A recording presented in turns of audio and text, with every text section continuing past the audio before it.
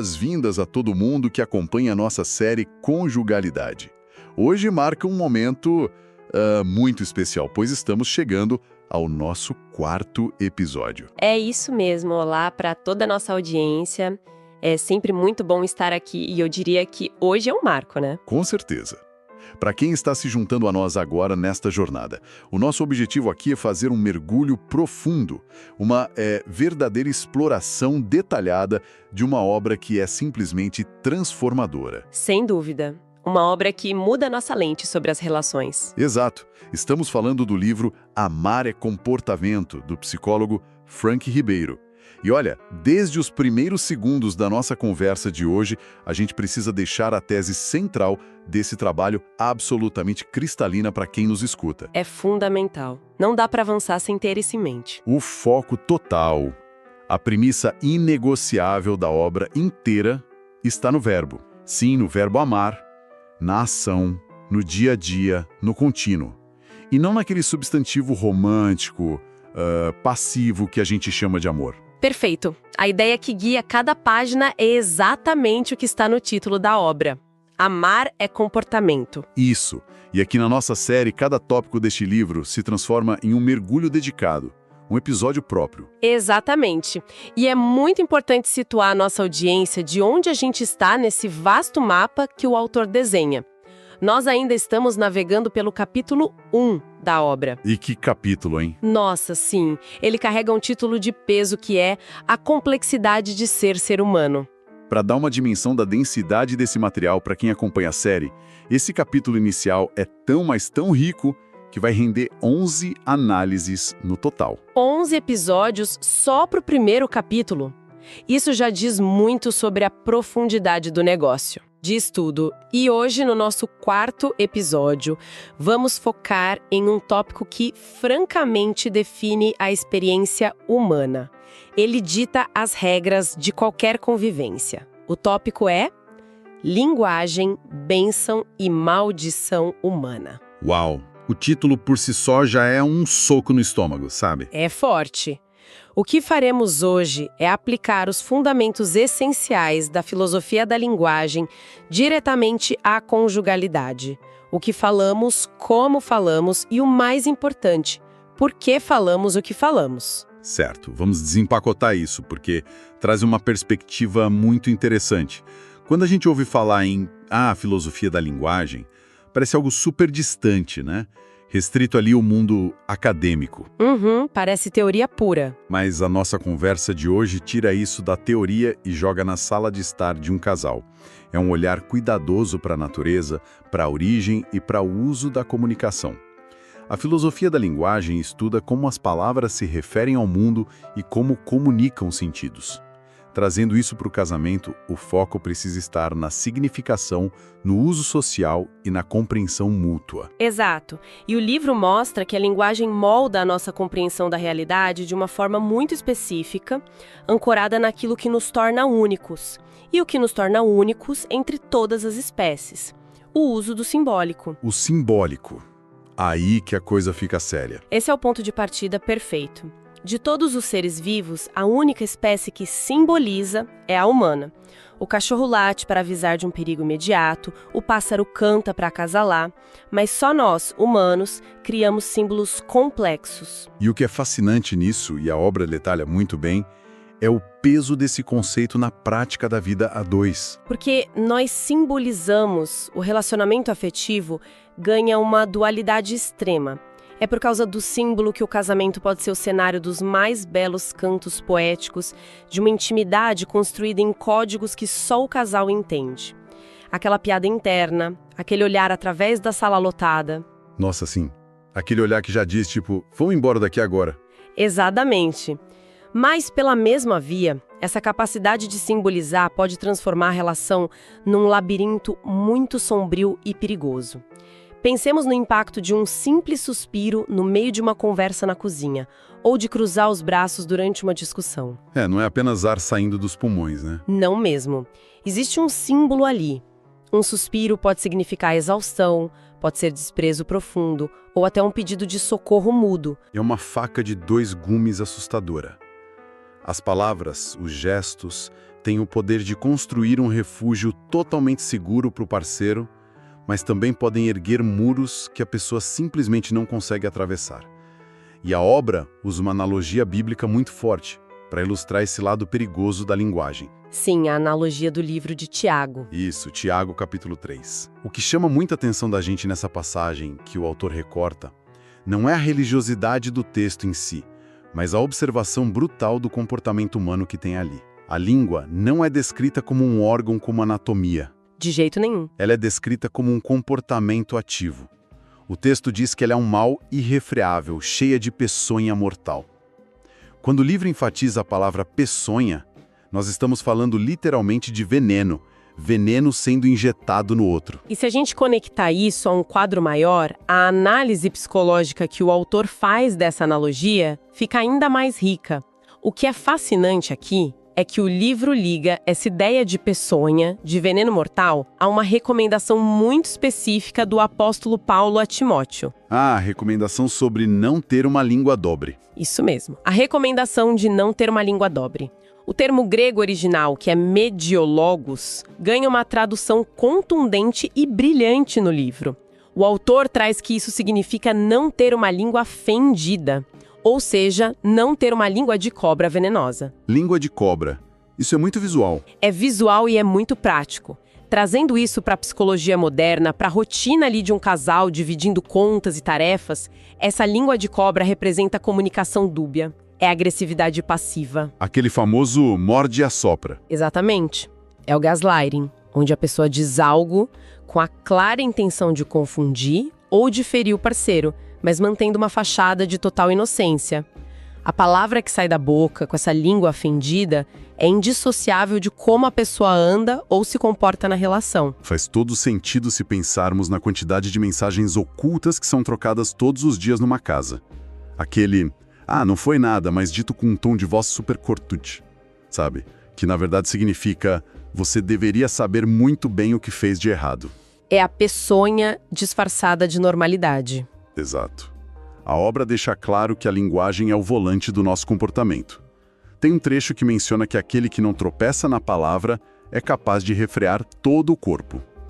Isso tira a comunicação daquele campo abstrato, das ideias soltas, e a coloca no centro de comando das nossas ações. Sem dúvida alguma. E para aprofundar um pouco mais essa reflexão, o livro traz uma outra analogia visual, dessa vez sobre a coerência do comportamento. É a figura da fonte e da figueira. O paradoxo da fonte, esse é muito bom. É muito claro. Logicamente, é impossível que de uma mesma fonte jorre água doce, limpa e logo no instante seguinte venha água salgada, amarga. Da mesma forma, uma figueira não vai dar azeitonas. A natureza exige coerência, né? A natureza tem uma coerência intrínseca. Mas no casamento, essa regra frequentemente parece ser ignorada ou quebrada. O livro questiona justamente isso. Como que da mesma boca procedem palavras de bênção, de cuidado pela manhã e à noite vêm xingamentos, maldições, sarcasmo. É a grande dissonância. Como alguém pode ser fonte de água doce e amarga no mesmo dia com a mesma pessoa? Na prática da conjugalidade, a obra foca em uma distinção fundamental para explicar isso, que é o conceito de sabedoria. Existem duas categorias de sabedoria propostas ali. E elas são bem opostas. Muito. A primeira é descrita como uma sabedoria terrena, animal ou diabólica.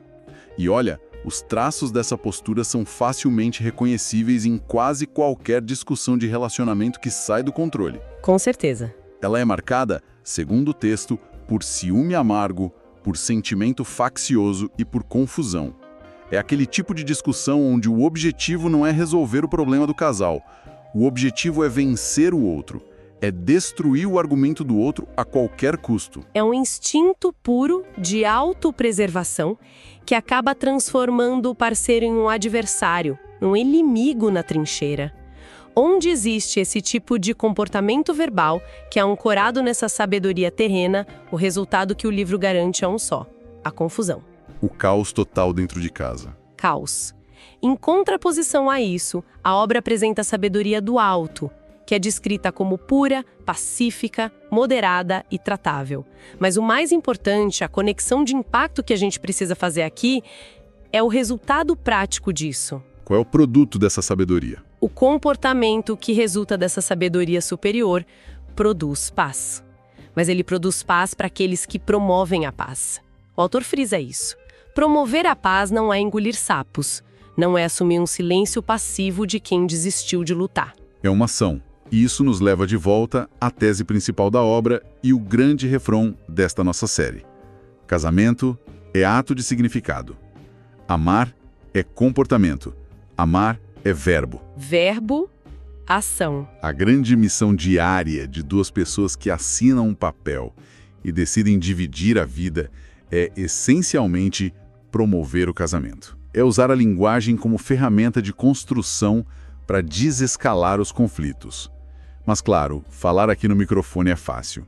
A prática é onde a coisa pega. A prática é o chão de fábrica do relacionamento. Exato. E aqui é que a coisa fica muito interessante para quem nos ouve e tenta aplicar isso.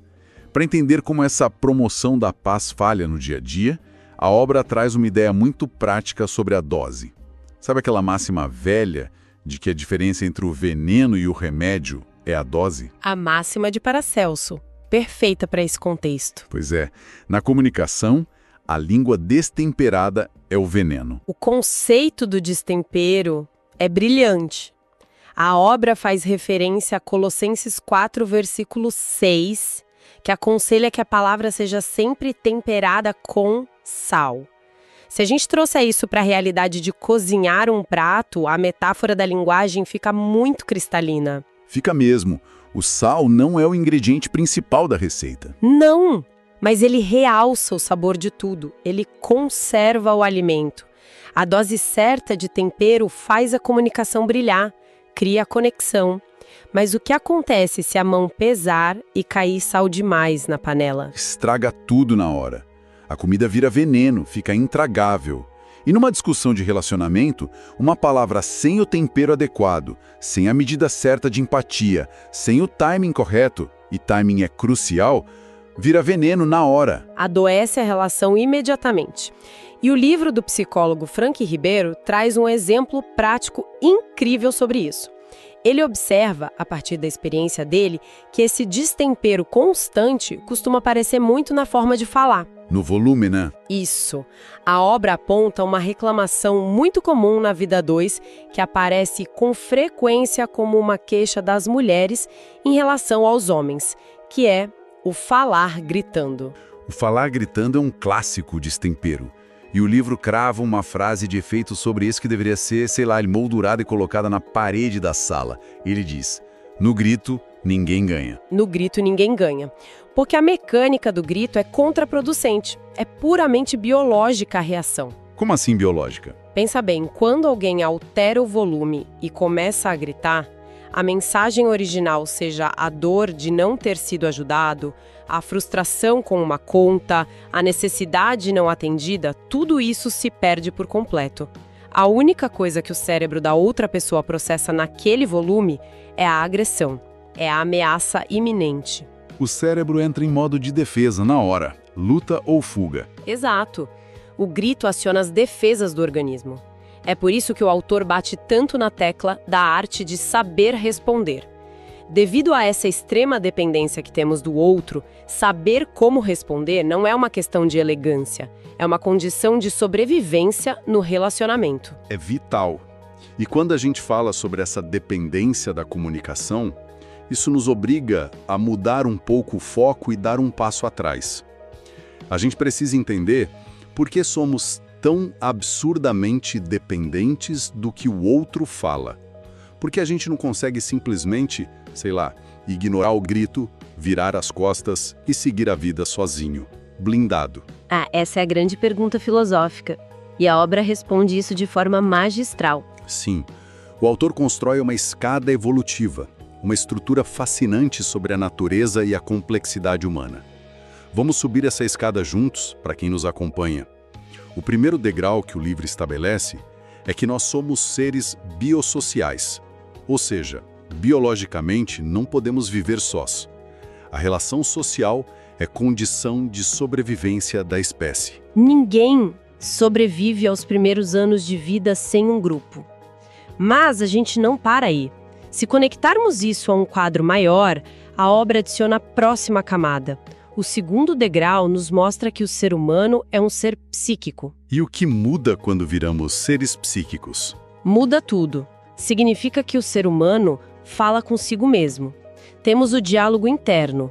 E é nesse falar, nesse monólogo interior, que ganhamos consciência das coisas mais pesadas da existência. Como, por exemplo, a panela lavada depois da briga. Como assim? A pessoa está lá lavando a louça fisicamente depois de uma discussão, ela está quieta por fora. Mas psiquicamente, ela está num tribunal, né? Julgando o parceiro, ensaiando argumentos, remoendo. Ela está falando consigo mesma o tempo todo. Nossa, sim! Um exemplo perfeito da nossa dimensão psíquica em ação. E é através dessa mente complexa que processa tudo, que a gente chega à consciência da nossa própria finitude. A gente ganha a consciência de que o tempo passa e de que vamos morrer. É isso que nos torna seres biopsíquicos sociais. Seres biopsíquicos sociais. Mas ter a consciência de que a vida vai acabar gera uma angústia terrível. Como a gente lida com essa finitude de uma forma que não seja paralisante? Através da busca pela sensação de infinitude. Exato, a busca pelo infinito. E isso nos leva diretamente à dimensão espiritual, que é o último degrau dessa construção do autor. E aqui o livro faz um favor imenso ao leitor porque ele diferencia muito bem, sociologicamente e psicologicamente, o que é religião e o que é espiritualidade. Uma confusão super comum. Demais! A obra define a religião como a tecnologia humana e social criada para organizar esses nossos anseios pelo infinito de forma coletiva. É a estrutura, a liturgia. Já a espiritualidade é diferente. Ela é singular, é íntima, é o movimento individual de cada um. O resultado final dessa equação maravilhosa é que nós não somos seres simples. Nós somos seres bio-psicossocial espirituais. É o pacote completo. E a linguagem é a expressão máxima, é a interface de tudo isso com o mundo exterior. Sintetiza perfeitamente. E é justamente por termos toda essa carga, toda essa complexidade de pensamentos internos, medos da morte e buscas pelo infinito, que juntar duas pessoas sobre o mesmo teto é algo tão monumental. Pegar dois seres biopsicossocial espirituais, com as suas próprias vozes internas e traumas, e colocá-los para dividir a mesma rotina, as mesmas finanças, a mesma cama. É um peso enorme. É por isso que o psicólogo Frank Ribeiro afirma com todas as letras que o casamento é, antes de tudo, um contrato de risco. Um contrato de altíssimo risco. Porque ele quebra a ilusão de que o amor resolve tudo sozinho por inércia. E esse conceito retorna à nossa tese principal, ao verbo amar. Como o risco se liga ao verbo? Pensa comigo. Se o casamento é um contrato de risco entre dois seres hipercomplexos, e se amar é um comportamento que se aprende, que exige esforço, a consequência natural e até assustadora disso é que o comportamento também pode ser desaprendido. Assim como se aprende a agir com o amor, também se deixa de amar. A negligência mata o verbo. E a obra não para no simples deixar de amar. Ela vai além e avisa que, dependendo da dinâmica, a pessoa pode passar a assumir ativamente um comportamento de ódio contra quem dorme ao lado dela. O parceiro vira o inimigo. E aqui chegamos num ponto culminante da nossa exploração de hoje. Como a gente descobre em que ponto da linha do contrato de risco a gente está? A obra nos mostra que a linguagem, seja ela verbal ou não verbal, é a grande evidência que denuncia esse comportamento. Ela é o scanner da relação. Ela expõe a verdade, não tem como esconder por muito tempo. Exato. Ela escancara diariamente se o verbo amar está sendo conjugado ou se foi completamente esquecido, seja num tom de voz, no revirar de olhos ou na palavra de incentivo. A linguagem denuncia tudo. A linguagem é a testemunha ocular do nosso comportamento conjugal. Incrível. Olha, a gente desempacotou coisas muito densas hoje. Então, vamos fazer uma rápida recapitulação de tudo isso. Vamos lá. Nós começamos hoje entendendo que a linguagem não é só um meio de trocar informações do dia a dia, mas sim a ferramenta simbólica que constrói ou destrói o casamento. Exploramos a ideia da língua de cobra, da peçonha mortal que injeta veneno no outro de forma passivo-agressiva. O poder da língua dobre. Vimos o paradoxo da fonte, entendendo que a sabedoria superior exige a ação de promover a paz. Falamos sobre a diferença entre o remédio e o veneno estar na dose, no tempero das palavras. E que no grito, ninguém, absolutamente ninguém, ganha. E subimos a escada da complexidade. Isso. Entendemos nossa evolução até nos tornarmos seres biopsíquicos, social e espirituais. E, finalmente, vimos que o casamento é um contrato de risco, onde a linguagem é a grande prova física de que estamos, ou não, escolhendo o comportamento de amar. É uma jornada de autoconhecimento absurda. Absurda e necessária. E eu quero reforçar para quem nos acompanha que a nossa jornada pelo livro Amar é Comportamento ainda tem muito chão. Nós continuamos explorando a complexidade desse primeiro capítulo nos nossos próximos episódios. Temos muito a debater ainda. E pegando um gancho em tudo que analisamos hoje, eu queria deixar uma última reflexão instigante para quem nos escuta.